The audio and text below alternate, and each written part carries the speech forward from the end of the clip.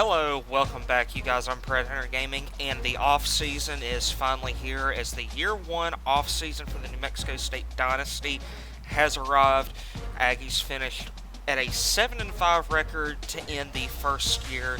They did not get selected or a bid to go to a bowl game, which is disappointing, but still a great season overall for the Aggies team. Quickly, we're going to get into off-season stuff, so we're going to go through stats. We are returning quarterback Nick Genty. He will be a senior next year. We are losing our standout running back Larry Rose III, who had over 1,400 yards rushing this year, 11 touchdowns. We are also losing two of our best receivers in Gregory Hogan and Jaleel Scott, as that will be a big void to fill. Like I said, a very disappointing end in that we didn't get to go to a bowl game. We didn't get to send some of these seniors out with a bowl game, regardless if we won it or not.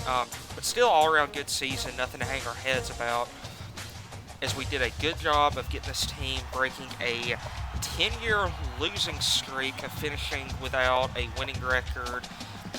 Broke that this year, and Jaden Wright ended up winning the Benerick Award. First Aggie to win that award. He had 90 tackles on the season, 1 sack. He also had 4 picks, our leading interception man, and he will be leaving after the season. Defensively, the only big standouts that we are losing is Jaden Wright, Dalton Harrington, Jacob Nwangwa.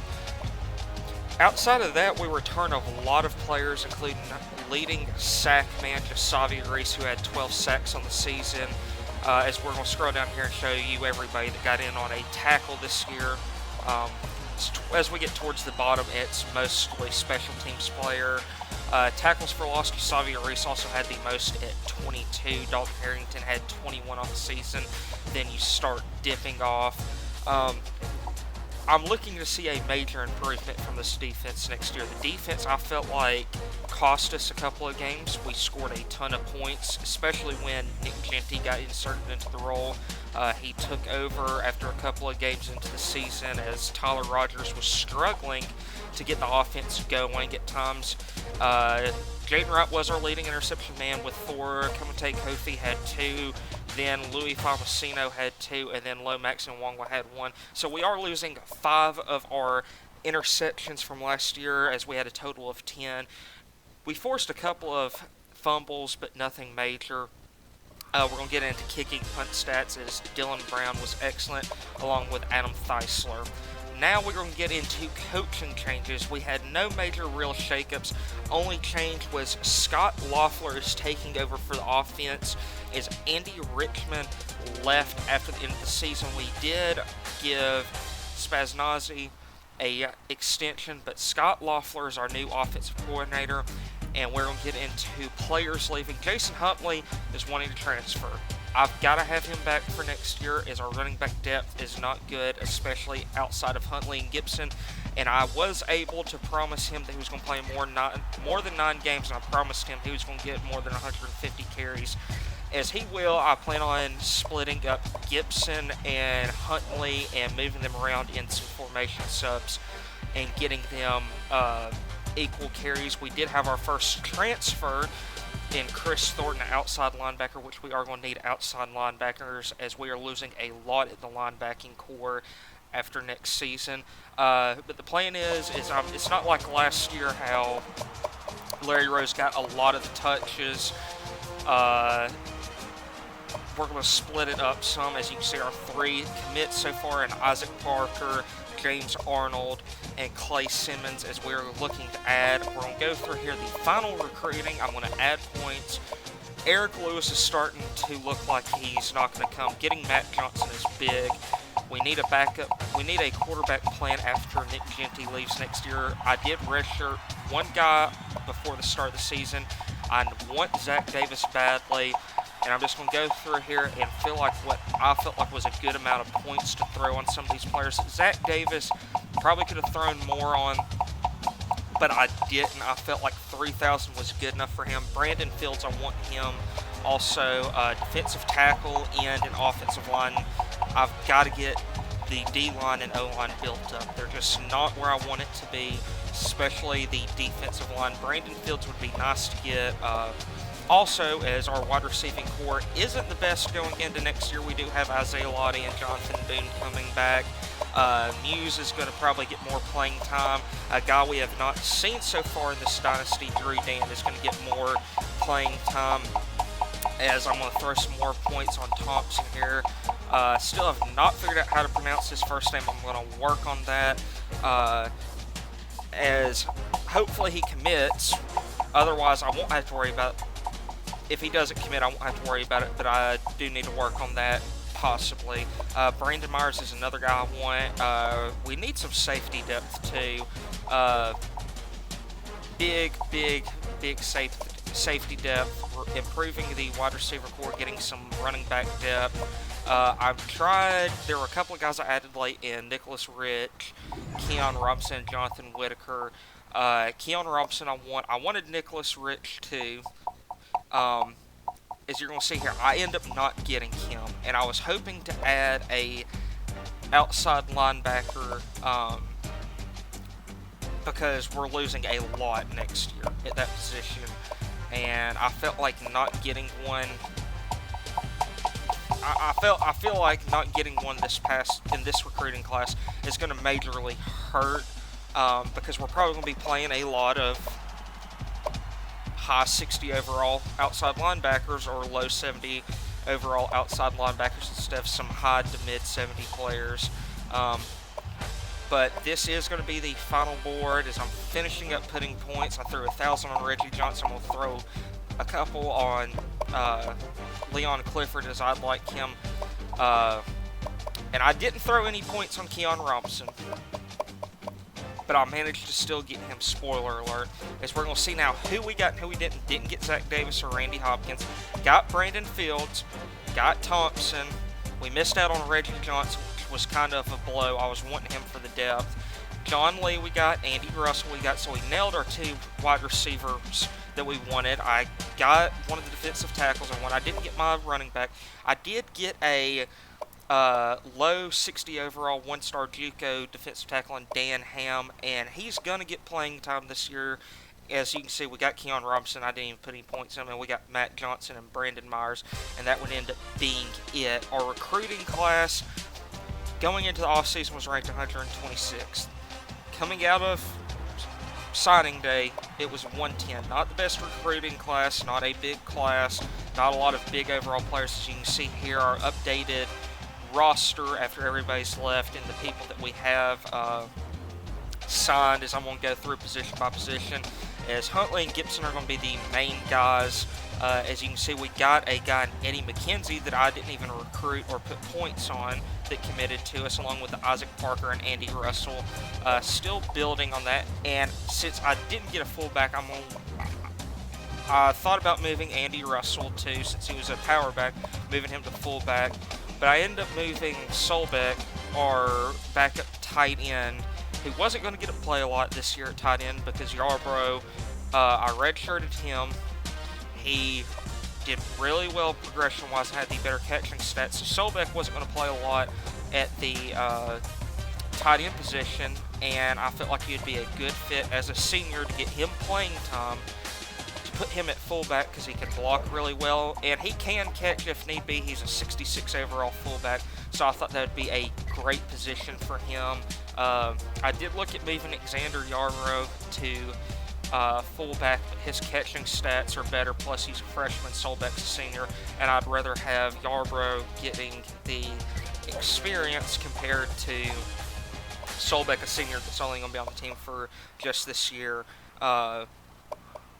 I do move one of the guards. We're loaded up on left guards. We don't have a lot of right guards. One of the guards at the left guard position, I do move to right guard. I can't remember. We'll see here in a minute. It's either Keon Robinson or Clay Simmons. I believe it is Clay Simmons that I do move to right guard. He's a JUCO, just a depth guy. Hopefully he doesn't play, because if he does play, our offensive line is going to take a major hit. Right tackle position, we're set. Left end, didn't recruit anybody. Whitcott's and Derek Watson are going to get more playing time. Brandon Myers is going to be redshirted, spoiler alert. Buckley should get some more playing time. And then our defensive tackle situation, we have 2 sophomores, 1 freshman, 1 senior, a junior, and a freshman. Darren Smith, I'm not going to cut him. I'm going to leave him on the team. But Thompson gets redshirted. Ham's going to play, and Smith, worst case, is going to play. As you see, we're losing 2 middle linebackers. We're losing 2 right side linebackers, and I believe we're losing 2 left outside linebackers. And the quarterback position is another position I'm going to have to start recruiting guys, as we have 4 juniors and a senior. Nakota Shepard Career, I do end up moving to the free safety position because he wasn't going to get to play this year, probably not going to get to play next year. He has some decent stats, and I felt like he'd be good competition at the free safety position. He ended up jumping too from a 67 to a 70 overall with Austin Perkins, and we also have Ron LaForce, who I did redshirt this past season. As a strong safety, we have Demby and Lachlan. And now we have the updated after progression. Nick Genty jumped up to 79, Adkins up to 70, and Hodge up to a 69. Hodge did get redshirted. The throw power went up for Genty, and the accuracy went up. He's still not very accurate. He has a better arm. Running back position-wise, Huntley went up 5, Gibson went up 5. They're still going to split the carries. Fullback Solbeck went up to 70 overall. A lot of good jumps. The wide receiver position is what I'm worried about the most. Is Lottie's 78, Boone 77. Drew Dan and Muse are going to get playing time, but I'm worried that we're not going to have a big-time receiver. Like Hogan and Jaleel Scott a lot last year came up with some very clutch catches, big catches, and I feel like we may be missing that, as Roberts, as a sophomore, plays as a true freshman, jumped up 5 to 74, and Yarborough to 71. I feel like they're going to be a very good 1-2 punch at the tight end position, and good overall movement on the offensive line jump-wise, and overall still going to recruit offensive line very hard next season, as next season is going to be a very exciting season, coming off of a 7-5 season. Looking to get to a bowl game, as we are going to be in the Sun Belt Conference. Get out of, I think being a independent kind of hurt us not getting a bowl bid. Matthew Young, a guy we haven't seen, he's going to be starting this year. Roy Lopez didn't see a lot of, or Humberto Renteria didn't see a lot of. You're going to see a lot more this year. Terrell Hanks is 87 overall. You're going to see more. We're going to see not as much, but we are going to see guys that we didn't see last year this year, and it's really exciting getting to see those guys that we hadn't seen.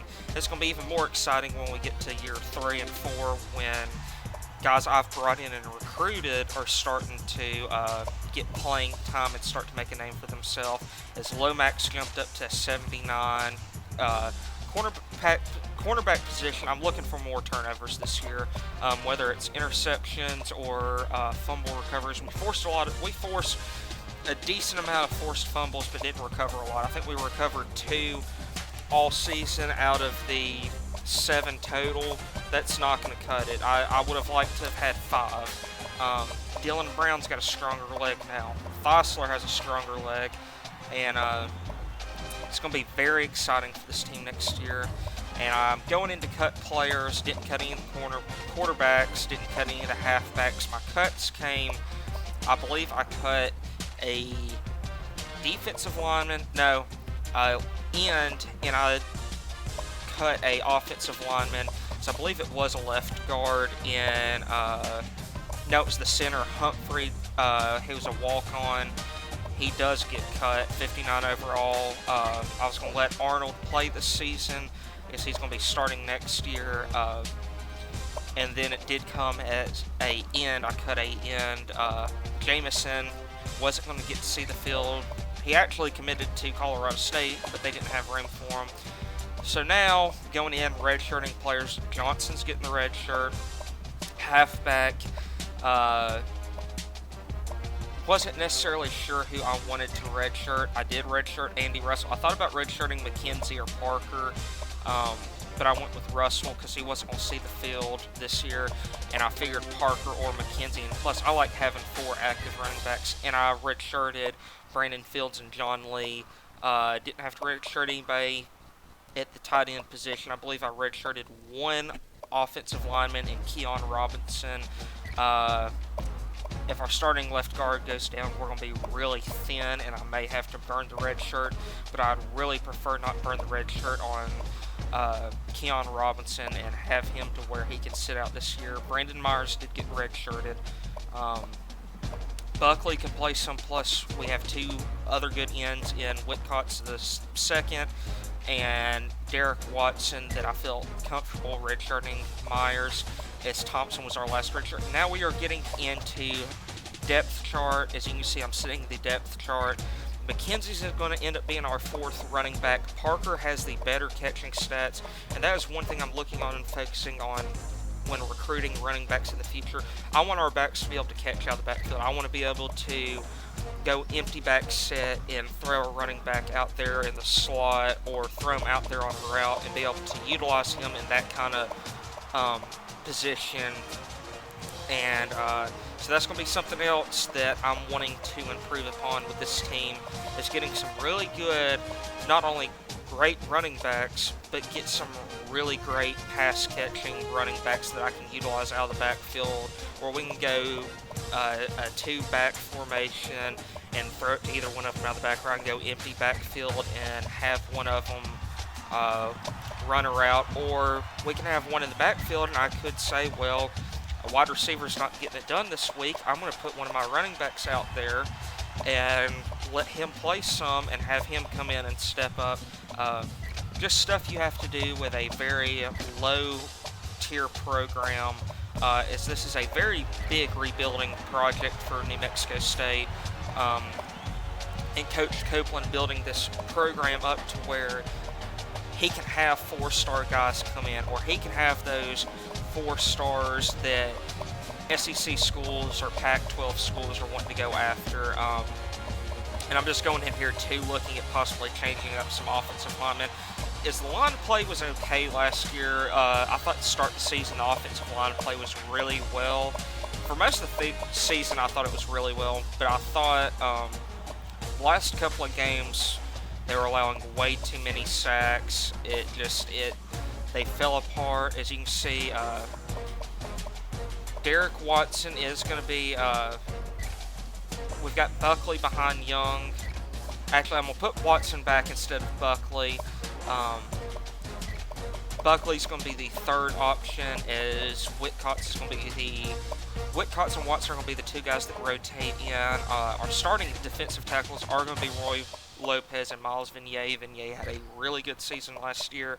Ham and Renteria are going to be the first 2 off the bench to rotate in, as I still don't have the depth that I want to rotate the players like I want. And then Darren Smith, worst case, can come in if somebody gets hurt.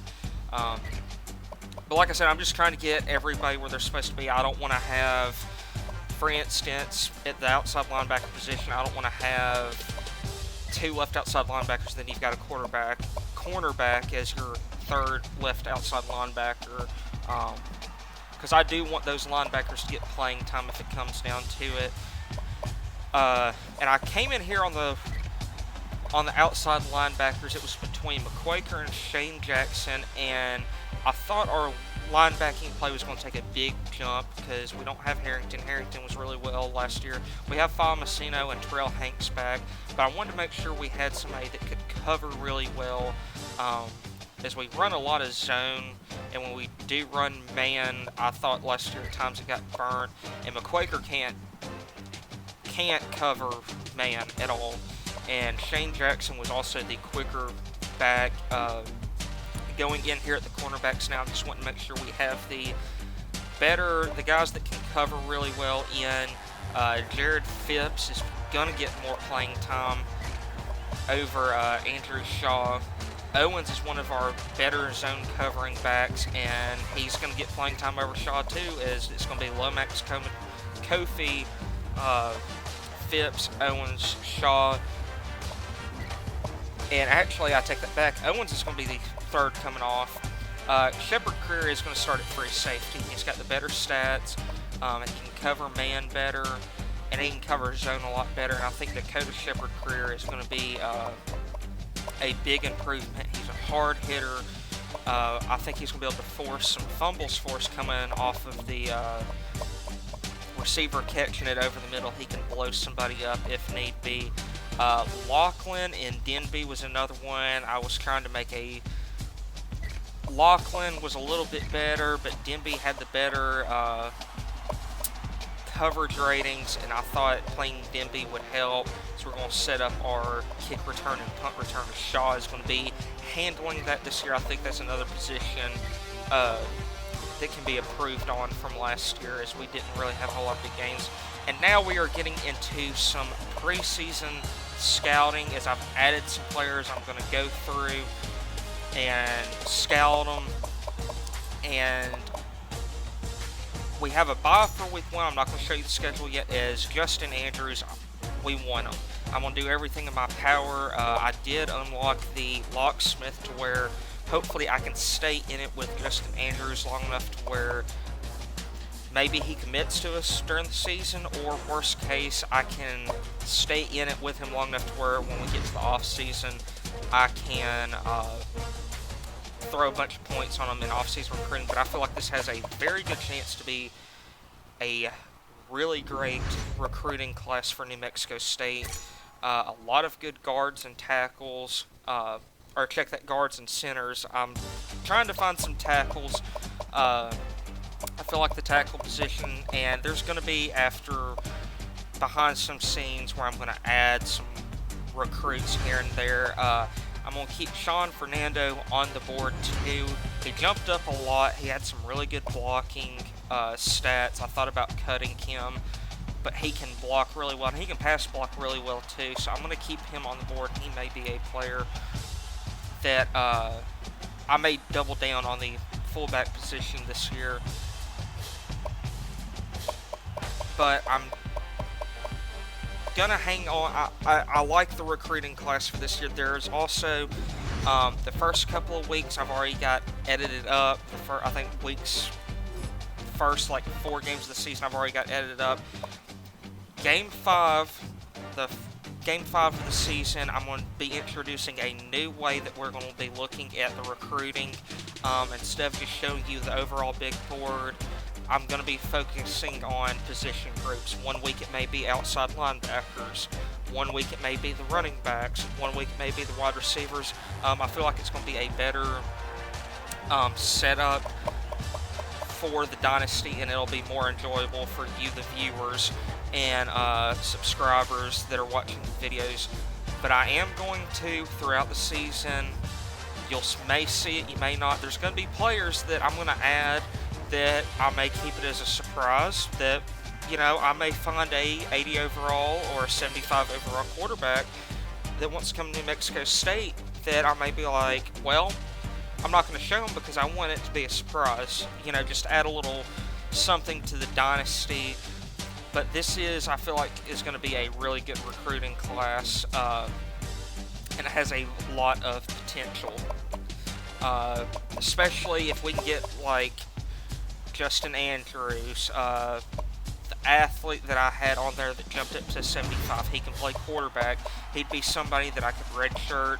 If we signed him, Matt Johnson could start next year, or if Adkins improved enough, they could start for 1 year, and then that guy comes in and leads the way. Competition is going to be a step up, and it helps moving from being an independent to the Sun Belt, because that's going to help us in recruiting too. We have a conference that we can, Sun Belt's they're not a big tier program, but there are very good schools in the Sun Belt like Troy and UL Lafayette that we played this past season, that we can use the conference to be able to improve our recruiting. As I'm just going through, I'm rearranging to the recruiting board, players I really want, I'm trying to put high. But I feel like this is going to be a very good recruiting class. If we can hit our marks like I feel like we can have a stud class that's going to be that could shape the future for this program and possibly, New Mexico State may never win a national championship, but we could be BCS busters. We could be like the Western Michigans or the Boise States that play the big tier schools in big time bowl games in Year 6. So now we're going to transition to the schedule for next season. We are officially part of the Sun Belt Conference, so we are going to be playing Sun Belt members, and you're going to see the schedule for next season. It's an F overall. I'm going to go through and swap. I wanted to make sure the home and away games were just about even, but we're going to open up week 2 against Rice.